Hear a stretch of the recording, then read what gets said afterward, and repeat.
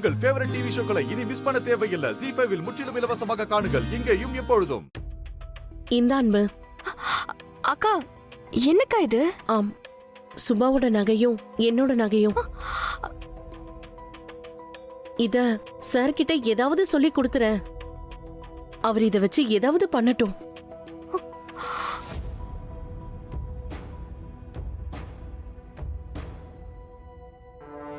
அக்கா, Vishwa sir, Sathyamoorthy uncle, நீங்க, சுபா, நீங்க எல்லாருமே எனக்கு கிடைச்ச கிஃப்ட்டுக்கா.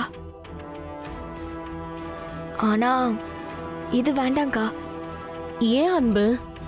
இல்லக்கா, இப்ப அப்பாவுக்கு பிரச்சனை 2 கோடிக்கு மேல.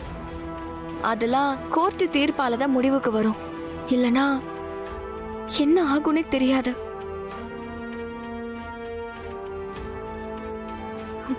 நான் கும்பிடுற முருக என்னை கைவிட மாட்டாருன்னு நம்புறேன்.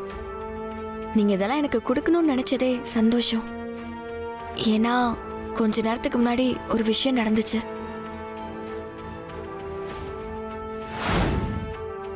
வா சிவகாமி, கதவு மூடு. என்ன என்ன, எதுக்கு அவசரமா வர சொன்ன? என்ன விஷயம்? உங்க பொண்ணு அனன்யா என்ன பண்ணிருக்கா தெரியுமா? நான் மண்டபத்தை கண்கொத்தி பாம்பா இருந்து பாத்துக்கிட்டு இருக்கேன். அப்பதான் உங்க வீட்டுக்காரர் மேல ஒரு கும்பல் இடிச்சிட்டு போனாங்க. அவருக்கு சந்தேகம் வந்து கேட்டாரு.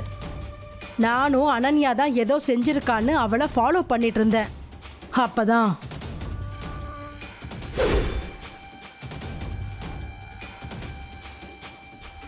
நீங்க எங்க இருக்கீங்கன்னு சொல்லுங்க, நான் வந்து நகையை கலெக்ட் பண்ணிக்கிறேன். டே ஃப்ராடுங்களா? டபுள் கேம் ஆட பாக்குறீங்களா? என்கிட்டயே நகையை திருடிட்டு என்கிட்டயே இல்லைங்கிறீங்களா? இப்போ உங்க பொண்ணு இப்படி பண்ணா எப்படிங்க? ஏமா இவ ஏமா இப்படி பண்றா? அவள சிவகாமி இரு, அவசரப்பட்டு இப்ப போன் பண்ணாத. நான் அவகிட்ட அப்புறமா பேசுறேன். நீ போன் பண்ணி அந்த கோவத்துல அவ வேற ஏதாவது பண்ணிட போறா. இது என்ன சின்ன விஷயமா? எல்லாரும் சேர்ந்து ஜெயிலுக்கு போயிடுவோம். அதோட சங்கர் என்ன கொன்னே போட்டுருவான். நான் முன்னாடியே சொல்லியிருக்கேன், எது செஞ்சாலும் என்கிட்ட சொல்லிட்டு செய்யுங்கன்னு. முதல்ல அந்த பாம்பை பத்தி சொன்னீங்கன்னு விட்டு பிரச்சனை ஆயிடுச்சு. நான் சங்கர் கிட்ட சொல்லிடுறேன் இதெல்லாம் வேண்டான்னு. ஏமா நில்லுமா, எதுவா இருந்தாலும் பேசிக்கலாம். இங்க பாரு, இனிமே அவ எதுவுமே பண்ண மாட்டா. நில்லு. இதெல்லாம் சரிப்பட்டு வராதுங்க. இல்லங்க, ஏங்க நில்லு. சொன்னா கேளு. சொன்னா கேளு. என்னம்மா இவ? எல்லாம் கைக்கூடி வர நேரத்துல இவளால போயிடும் போல இருக்கு. இரு சிவகாமி, நீ டென்ஷன் ஆகாத. இங்க பாரு, இந்த மாதிரி நேரத்துல தான் நம்ம பொறுமையா இருக்கணும். நான் அனன்யா செல்லத்துக்கிட்டையும் அந்த ஐயோ அவ பேரே ஞாபகம் வர மாட்டேங்குது, அந்த ரூபா கிட்டையும் பேசுறேன். இத பாரு, நான் போட்ட பிளான்ல மட்டும் ஏதாவது சொதப்புச்சுன்னு வச்சுக்கோ, அவ்வளவுதான். அவகிட்ட சொல்லிடு. நான் அவளுக்கு கிளி புள்ளிக்கு சொல்ற மாதிரி சொல்லிக்கிட்டே இருக்கேன். மறுபடியும் மறுபடியும் அதையே பண்ணிட்டு இருக்கா. இங்க பாரு சிவகாமி, நம்ம எத்தனை தடவை சொதப்பி இப்பதான் சரியான ஒருத்தனை புடிச்சிருக்கோம். அவ சின்ன குழந்தை தானே. ஒருவேளை இந்த கல்யாணம் நடந்துட்டா அப்புறம் அனன்யா செல்ல என்ன பண்ணிக்குவானே தெரியாது. அந்த பயத்திலையும் அந்த விஸ்வா மேல இருக்கிற கருமம் பிடிச்ச காதல்ல தான் இந்த மாதிரி பித்து பிடிச்ச மாதிரி பண்ணிக்கிட்டு இருக்கா. இத பாரு, நீ எதுவுமே பேசாத. நான் மறுபடியும் சொல்றேன், நான் பேசிக்கிறேன். முதல்ல அந்த ரூபா சங்கருக்கு போன் பண்ணி எல்லாத்தையும் கேன்சல் பண்றதுக்குள்ள அவகிட்ட பேசணுமா? பேசுறேன்.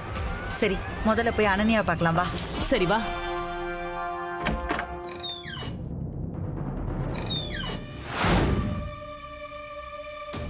அன்பரசி அக்கா, ஏதோ சொல்ல வந்த பாதையிலே நிறுத்திட்டியே, என்ன ஆச்சு? அதுவாக்கா, கொஞ்ச நேரத்துக்கு முன்னாடி நான், அப்பா, பாட்டி, அம்மா எல்லாரும் ரூம்ல சாப்பிட்டுட்டு இருந்தோம். அப்போ சத்தியமூர்த்தி அங்கிள் அங்க வந்தாரு. அவர் வந்து என்ன பண்ணாரு தெரியுமா? சார், ஏதாவது பிரச்சனையா?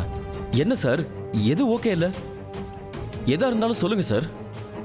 நான் எந்த குறையும் வராம எல்லாமே பார்த்து பார்த்து தான் சார் பண்ணிட்டு இருக்கேன். சார், நம்ம பழகி எத்தனை வருஷம் இருக்கும்? அது அது கிட்டத்தட்ட ஒரு 20 வருஷம் இருக்கும் சார். விஸ்வா சின்ன பையனா இருந்தான். அப்ப கூட நீங்க ஃபர்ஸ்ட் கார் வாங்கியிருந்தீங்க. பத்மா உங்க கூட பார்ட்னரா டீல் போட்டிருந்தா, கரெக்டா?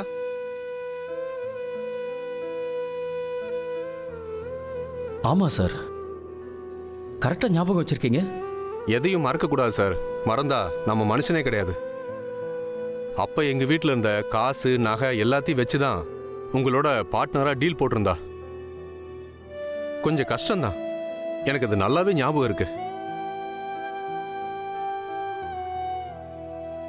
விஸ்வாவுக்கும் சரி வசந்துக்கும் சரி ஸ்கூல் ஃபீஸ் கூட கட்டல சார். அப்ப கையில காசு இல்லை. அப்ப அந்த நிலைமையில இருந்த பத்மா நீங்களா பார்த்து ஏதாவது பண்ணுங்கன்னு சொல்லிட்டா. நானும் அங்கேயும் இங்கேயும் அலைஞ்சு கடைசியில் எங்கேயுமே கிடைக்காம சரி நேரா ஸ்கூலுக்கே போய் கரஸ்பாண்டன்ட்டே பேசி பார்ப்போம், கொஞ்சம் டைம் கேட்டு பார்ப்போம்னு போனேன். அப்பதான் தெரிஞ்சுது நீங்க 1/2 மணி நேரத்துக்கு முன்னாடியே வந்து அவங்க 2 பேத்துக்கு ஃபீஸ் கட்டிட்டு போயிட்டீங்கன்னு.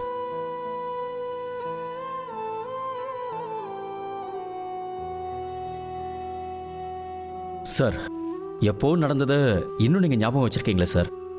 என்னோட பார்ட்னர் கஷ்டப்படும் போது அப்படியே விட முடியுங்களா? சரி, அது எதுக்கு இப்ப பேசிட்டு இருக்கீங்க சார்? சார், ஒரு அப்பனா அப்ப நான் ரொம்ப நொந்து போயிட்டேன் சார். ஒரு ஃபோன் பண்ணி நான் உங்களுக்கு ஒரு தேங்க்ஸ் சொல்ல கூட எனக்கு தைரியம் இல்லை சார்.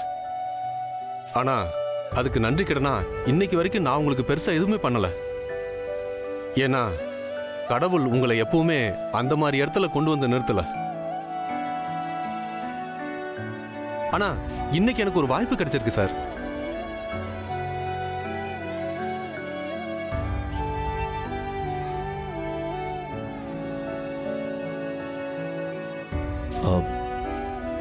என்ன சார்? இதை எடுத்துக்கங்க. இதை நான் உங்ககிட்ட கொடுக்குற அளவுக்கு எனக்கு தகுதி இருக்கான்னு தெரியல. ஆனா உங்க குடும்பத்தை நான் என் குடும்பமா தான் நினைக்கிறேன். இதை நீங்க மறுக்காம வாங்கிக்கணும்.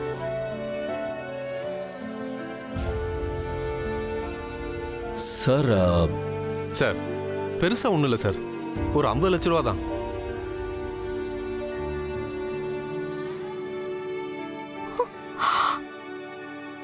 என் அக்கௌண்ட்ல வச்சிருந்தேன். இப்பதான் அதை டிராப் பண்ணி கொண்டு வந்தேன். இந்தாங்க சார், இதை வாங்கிக்கோங்க.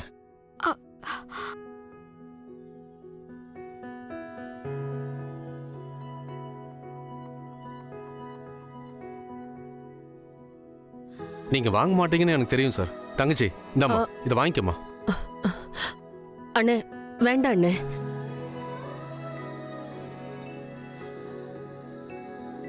சார், அன்பரசி உங்க வீட்டுக்கு வர்றதை நினைச்சு நான் இப்ப ரொம்ப சந்தோஷப்படுறேன் சார். சார், இது வரைக்கும் பிசினஸ்ல மட்டும்தான் பார்ட்னரா இருந்தோம்.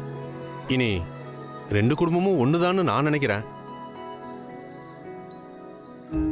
இந்த எல்லா சொத்தையும் விட பெரிய சொத்தே அன்பரசி தான்.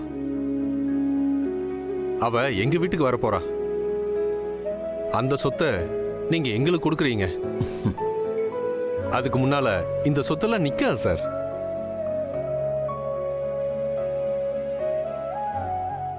ஜீ5 ஆப்பை டவுன்லோட் செய்து அனைத்து எபிசோடுகளையும் இலவசமாக பாருங்க.